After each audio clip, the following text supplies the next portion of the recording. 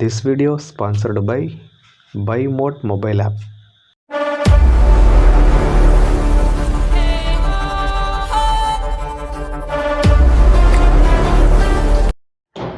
இன்றைக்கான வீடியோவில் நம்ம எதை பற்றி பார்க்க போகிறோம் அப்படின்றதுக்கு முன்னாடி நீங்கள் இன்னும் நம்ம சேனலை சப்ஸ்கிரைப் பண்ணலாம், மறக்காமல் சப்ஸ்கிரைப் பண்ணிட்டு பாருங்கள்.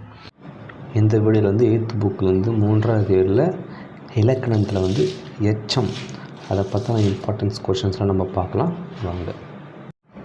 படித்தான், படித்த, படித்து ஆகிய சொற்களை கவனிங்கள். படித்தான் என்னும் சொல்லில் பொருள் முற்று பெறுகிறது, எனவே இது வினைமுற்று ஆகும். படித்த, படித்து ஆகிய சொற்களில் பொருள் முற்று பெறவில்லை. இவ்வாறு பொருள் முற்று பெறாமல் எஞ்சி நிற்கும் சொல் எச்சம் எனப்படும். இதுவே வந்து பெயரெச்சம், வினையெச்சம் என்று இரு வகைப்படும். பெயரெச்சம். படித்த என்னும் சொல் மாணவன், மாணவி, பள்ளி, புத்தகம், ஆண்டு போன்ற பெயர் சொற்களுள் ஒன்றை கொண்டு முடியும். எடுத்துக்காட்டு வந்து படித்த மாணவன், படித்த பள்ளி. இவ்வாறு பெயரை கொண்டு முடியும் எச்சம் பெயரெச்சம் எனப்படும். பெயரெச்சம் வந்து 3 காலத்திலும் வரும். பாடிய பாடல், பாடுகின்ற பாடல், பாடும் பாடல்.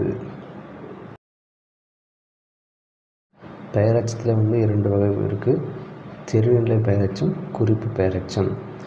எழுதிய கடிதம். இத்தொடரில் உள்ள எழுதிய என்னும் சொல் எழுதுதல் என்னும் செயலை இறந்த காலத்தையும் தெளிவாக காட்டுகிறது. இவ்வாறு செயலையும் காலத்தையும் வெளிப்படையாக தெரியுமாறு காட்டும் பெயரெச்சம் வந்து தெரிநிலை பெயரெச்சம் எனப்படும். சிறிய கடிதம். இத்தொடரில் உள்ள சிறிய என்னும் சொல் வந்து ஒரு செயலையோ காலத்தையோ அறிய முடியவில்லை, பண்பினை மட்டும் குறிப்பாக வந்து குறிக்கிறது. இவ்வாறு செயலையோ காலத்தையோ தெளிவாக காட்டாமல் பண்பினை மட்டும் குறிப்பாக காட்டும் பெயரெச்சம் வந்து குறிப்பு பெயரெச்சம் எனப்படும். அடுத்ததாக வந்து வினையெச்சம். படித்து என்னும் சொல் முடித்தான், விழுந்தான், மகிழ்ந்தார் போன்ற வினை சொற்கள் ஒன்றை கொண்டு முடியும். எடுத்துக்காட்டு வந்து படித்து முடித்தான், படித்து விழுந்தான். இவ்வாறு வினையை கொண்டு முடியும் எச்சம் வினையெச்சம் எனப்படும். பெயரெச்சம் போன்று வந்து இதிலே வந்து தெரிநிலை குறிப்பு வினையெச்சம் வந்து 2 வகைப்படும். எழுதி வந்தான்.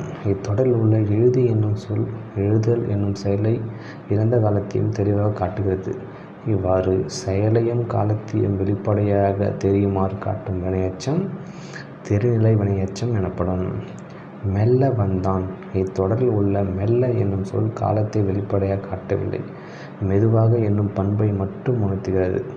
இவ்வாறு காலத்தை வெளிப்படையாக காட்டாமல் பண்பினை மட்டும் குறிப்பாக உணர்த்தி வரும் வினையெச்சம் குறிப்பு வினையெச்சம் எனப்படும். அடுத்த வந்து முற்றெச்சம். வள்ளி படித்த நல். இத்தொடரில் படித்த நல் என்னும் சொல் படித்தால் என்னும் வினைமுற்று பொருளை தருகிறது. வள்ளி படித்த நல் மகிழ்ந்தாள். இத்தொடரில் படித்த நல் என்னும் சொல் படித்து என்னும் வினையெச்ச பொருளை தருகிறது. இவ்வாறு ஒரு வினைமுற்று எச்சப்பொருள் தந்து மற்றொரு வினைமுற்றை கொண்டு முடிவது முற்றெச்சம் எனப்படும். இதோட வந்து இயல் 3ல் இம்பார்ட்டன்ட் கொஷின்ஸ்லாம் முடியுது. நெக்ஸ்ட் வீடியோவில் வந்து இயல் 4ல் இருந்து இம்பார்ட்டன்ட் கொஷின்ஸ்லாம் பார்க்கலாம். நன்றி.